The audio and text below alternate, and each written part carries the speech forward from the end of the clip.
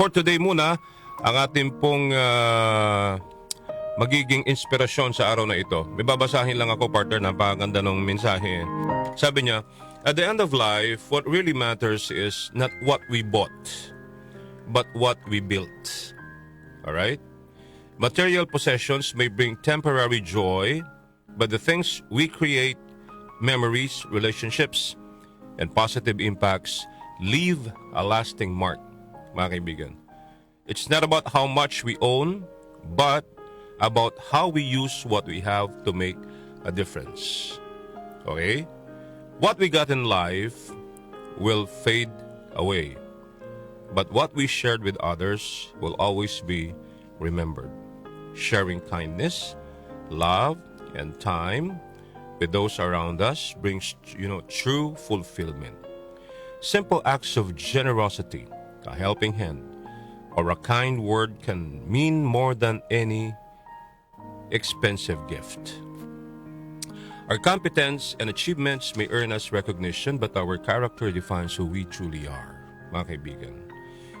The way we treat others, our integrity, and our ability to remain kind in challenging times are, what people will remember mostly. And success is often measured by wealth and status, but true significance is found in how we make others feel and the positive impact we create. Living a meaningful life doesn't require grand gestures. It's found in a small, everyday choices, listening to a friend, forgiving someone, or supporting a loved one. These moments shape a life of love and purpose. So strive to live a life that matters, build strong connections, share freely, nurture your character, and leave a legacy of kindness. At the end of the day, it's not the possessions we leave behind, but the love and memories we've shared that truly count. All right, ganda. At sinasabi rin po sa atin, mga kaibigan, sa Diyos lamang ho tayo kumapit. Huwag ho kung sino-sino dyan, kahit sino mga matataas na tao. Tandaan ninyo, leaders are not going to save us.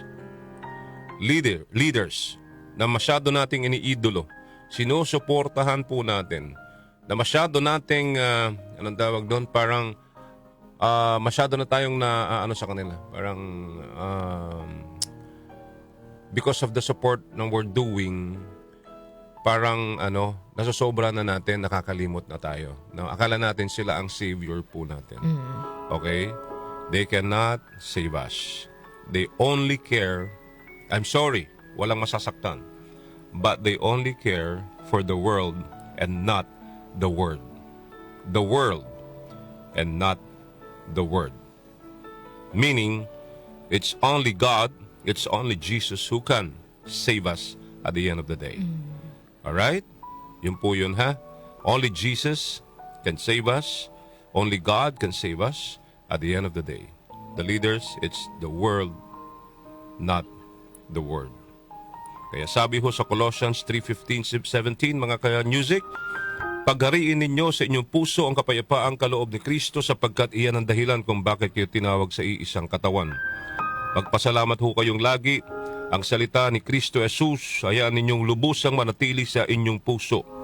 Turuan ninyo at paalalahanan ng isa't isa ng may buong karunungan. Buong puso kayong umawit ng mga salmo, mga himno at mga awiting spiritual ng may pagpapasalamat sa Diyos. At ano ba ang inyong gagawin o sasabihin? Gawin ninyong lahat sa pangalan ng Panginoong Jesus at sa pamamagitan niya ay magpasalamat kayo sa Diyos Ama. Alright? Once again, ulitin ko, these leaders na anong tawag doon?